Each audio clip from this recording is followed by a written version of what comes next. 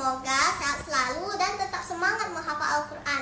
Amin. Sekarang ayo kita lanjutkan pembelajaran kita hari ini. Jangan lupa kerjakan tugas-tugas dari Ustazah ya. Selamat belajar teman-teman semuanya. Semangat. Assalamualaikum. Masya Allah, terima kasih Kakak Anasya Solihah. Baiklah, teman-teman sekalian, kakak-kakak Solihah, kita akan kembali melanjutkan pembelajaran kita, yaitu kita masih ada di tema 5 dengan judul cuaca, dan kita sudah ada di subtema terakhir pada tema 5, yaitu subtema 4 dengan judul cuaca, musim, dan iklim. Nah, Ustazah akan segera mulai pembelajaran kita. Silakan kakak-kakak sekalian mendengarkan teks yang akan Ustazah baca dan menyimak gambar yang ada dalam video pembelajaran ini. Nanti teks yang Ustazah baca ini akan kalian gunakan untuk mengerjakan tugas dari Ustazah. Baiklah, Ustazah segera mulai membaca teks yang berjudul cuaca, musim, iklim. Apakah kamu pernah mendengar orang menyebutkan istilah cuaca, musim, dan iklim? Tahukah kamu apa perbedaan cuaca, musim, dan iklim? Cuaca, musim, dan iklim merupakan keadaan udara di wilayah tertentu. Cuaca diamati pada suatu wilayah yang kecil dan waktu yang singkat. Cuaca diamati harian dan dapat berubah setiap harinya. Terkadang pada hari yang sama cuaca bisa berubah. Misalnya pada pagi hari cuaca hujan, udara terasa dingin. Namun pada siang hari keadaan cuaca berubah. Udara berangsur panas dan cuaca menjadi cerah atau terik. Musim diamati dalam hitungan bulan. Musim tergantung pada iklim. Indonesia memiliki 2 musim, yaitu musim hujan dan musim kemarau. Musim hujan terjadi pada bulan Oktober sampai bulan Februari. Musim kemarau terjadi pada bulan Maret sampai bulan September. Iklim bersifat stabil dan diamati dalam hitungan tahun. Iklim dipengaruhi oleh letak suatu negara. Iklim menyebabkan adanya musim. Iklim berbeda menyebabkan musim berbeda. Indonesia beriklim tropis karena letak geografisnya berada pada garis khatulistiwa atau garis ekuator. Bagaimana hubungan antara cuaca, musim, dan iklim? Iklim menyebabkan adanya musim. Musim dapat ditentukan dengan mengamati keadaan cuaca. Negara kita beriklim tropis dengan 2 musim. Cuaca cerah pertanda musim kemarau dan cuaca mendung atau hujan pertanda musim hujan. Masa peralihan musim hujan ke kemarau atau sebaliknya disebut musim pancaroba. Nah, baiklah, Ustazah langsung ke tugas ya. Nah, ini tugas kalian dari teks yang Ustazah bacakan tadi dan kalian mendengarkan teks tadi. Silakan kalian tuliskan informasi penting dari cuaca, musim, dan iklim. Ya. Informasi penting dari teks yang kalian dengarkan Ustazah bacakan tadi. Ya, paham ya kah? Ya, kita lanjutkan pelajaran kita. Nah, ini salah satu musim ya, musim hujan ya.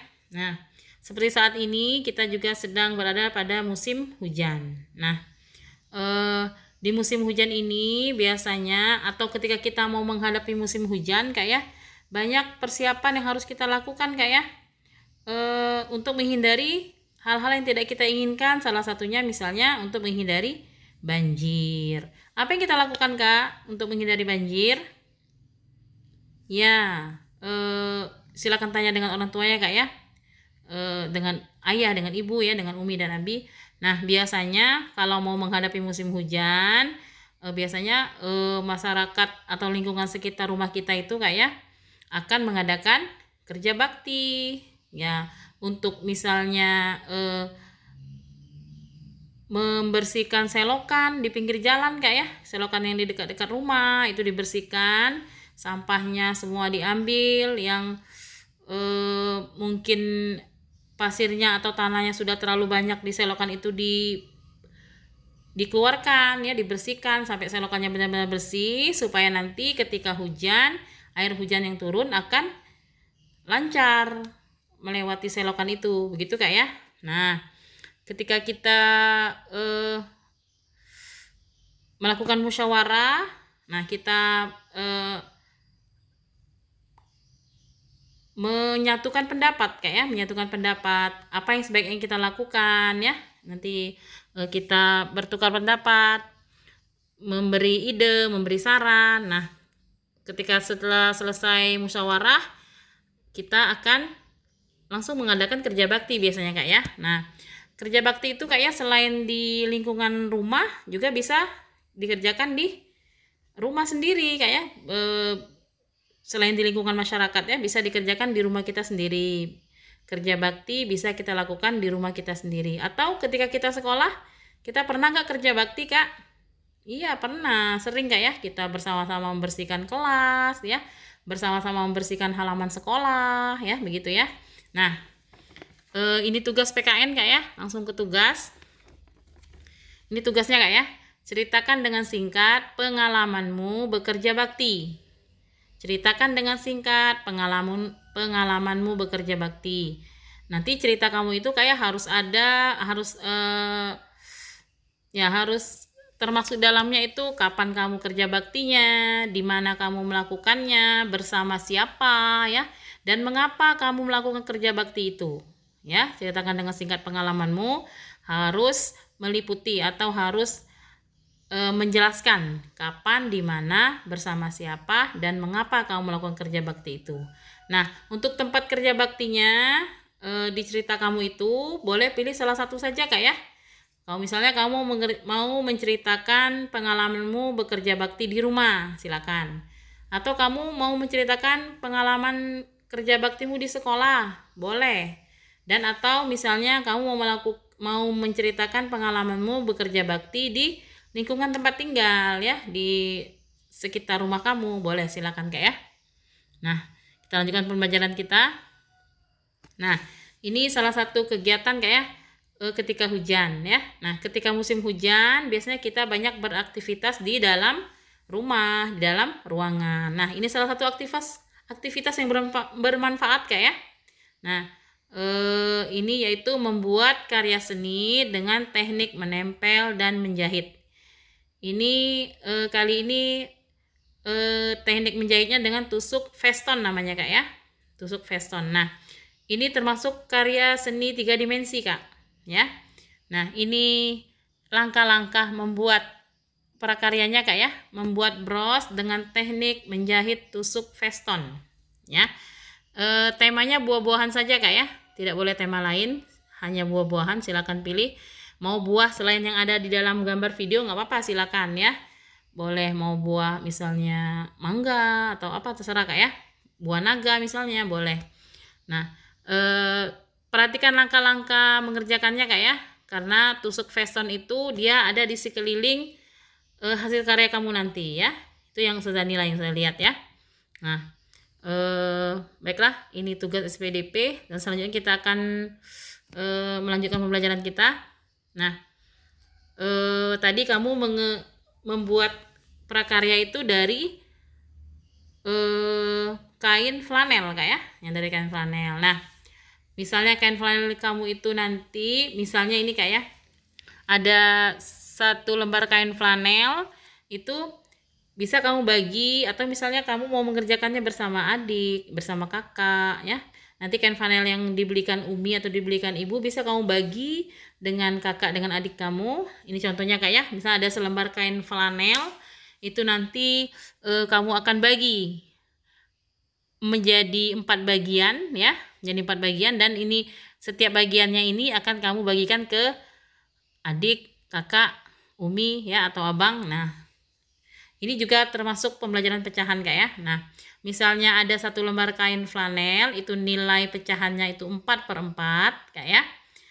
kalau kain flanel selembar yang sudah kamu bagi 4 tadi ya, menjadi 1/4 setiap bagiannya itu, kalau kamu kasihkan ke adik kamu satu bagian ya, satu bagian tuh yang nilainya 1/4, maka berapa sisa kain flanel kamu, Kak? Nah, kita sudah mempelajari pengurangan pecahan ya. Nah, lihat ya, 4/4, satu kain flanel yang besar nilainya 4/4. Kalau dikasih ke adik 1/4, maka sisa kain flanel kamu 3/4 ya. Silakan perhatikan lagi, Kak ya. 4/4 ya. Kalau 4/4 bagian kain flanel itu ya, satu kain flanel nilainya 4/4.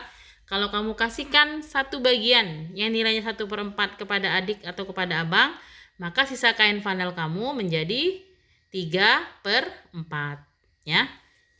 Atau misalnya kain flanel kamu berbentuk lingkaran ya, berbentuk lingkaran, kemudian kain flanel itu kamu bagi menjadi 3 bagian sehingga setiap bagiannya bernilai 1/3, maka ketika kamu ingin memberi kain flanel itu kepada Umi misalnya ya, satu bagian itu mau kamu berikan kepada Umi, satu bagian itu yang bernilai 1/3, maka kain flanel yang utuh itu 3/3. Kalau kita kasihkan ke Umi 1/3, maka berapa sisa kain kamu? Ya, berarti sisanya 2/3. Nah, berarti mengurangkan pecahan berpenyebut sama. Kak ya, penyebutnya sama, Kak ya. Penyebut itu yang angkanya yang di bawah atau yang di atas, Kak? Ya, penyebut itu yang angkanya di bawah. Kalau 1/4, maka penyebutnya 4 ya. Nah, ini itunya, Kak ya. Konsepnya atau rumusnya. Mengurangkan pecahan berpenyebut sama. Untuk mengurangkan pecahan dengan penyebut sama, ya, perhatikan, Kak ya. Untuk mengurangkan pecahan dengan penyebut sama, kita hanya perlu mengurangkan pembilangnya saja. Sedangkan penyebutnya tetap. Ya, saya ulangi ya. Untuk mengurangkan pecahan dengan penyebut sama, kita hanya perlu mengurangkan pembilangnya. Sedangkan penyebutnya tetap. Nah, 4/4 dikurang 1/4. Maka penyebutnya 4, Kak ya. Penyebutnya 4. 4/4 penyebutnya 4. 1/4 penyebutnya 4. Maka penyebutnya sama. Maka yang kita kurangkan hanya pembilangnya saja atau angka yang di atas saja. Sedangkan angka bawah, angka yang di bawah atau penyebutnya tetap, Kak ya. Ini contoh lainnya, Kak ya. Nah, ada 3/4 bagian dari lingkaran, kemudian dikurangi 2/4 bagian, ya, seperti itu, Kak ya. Ada 3/4 bagian dikurangi 2/4 bagian, maka sisanya berapa? 1/4, ya. 3/4 diambil 2/4, maka yang kita kurangi hanya 3 dikurang 2 saja. Ya, yang atasnya saja 3 dikurang 2 sama dengan 1. Sedangkan penyebutnya tetap 4. Ya. Ini contoh lain, Kak ya. Ini contoh lain. Misalnya ada selembar kertas atau kain ya. Itu nilainya 5/6 ya. Kalau kita ambil bagiannya 1/6, maka sisanya 5/6 dikurang 1/6 sama dengan 4/6 ya. Ingat, Kak ya, hampir sama, bukan hampir sama, Kak ya, sama dengan penjumlahan kemarin, Kak ya. Kalau penjumlahan pembilangnya saja yang kita jumlahkan ya. Kalau penyebutnya sama ya, pembilangnya saja yang kita jumlahkan ya. Sama seperti pengurangan. Kalau pengurangan pembilangnya saja yang kita kurangi, yang kita kurangkan ya. Angka yang atasnya saja, sedangkan angka bawahnya atau angka penyebutnya tetap ya. Jadi saya ulangi ya contoh tadi. Misalnya ada 5/6 dikurang 1/6, maka 5 dikurang 5 dikurang 1. Maaf, Kak ya. 5 dikurang 1 sama dengan 4 ya. Jadi 5 dikurangi 1 sama dengan 4, sedangkan 6-nya tetap ya, penyebutnya tetap 4. Jadi 5/6 dikurang 1/6 sama dengan 4/6. Paham gak ya? Mudah-mudahan kalian paham. Nanti bila atau jika belum terlalu paham, silakan minta penjelasan dari bantuan Umi Kak ya, menjelaskan kembali ya. Nah, sambil kakak mengerjakan tugas ini Kak ya, latihan soal berikut ya. Silakan kakak mengerjakan latihan soal tentang pengurangan pecahan berpenyebut sama. Ya, sudah ulangi tadi rumusnya atau konsepnya itu pengurangan pecahan berpenyebut sama itu kita hanya perlu mengurangkan pembilangnya saja, sedangkan penyebutnya tetap ya. Demikian pembelajaran kita hari ini Kak ya. Saya akhiri. Assalamualaikum warahmatullahi wabarakatuh.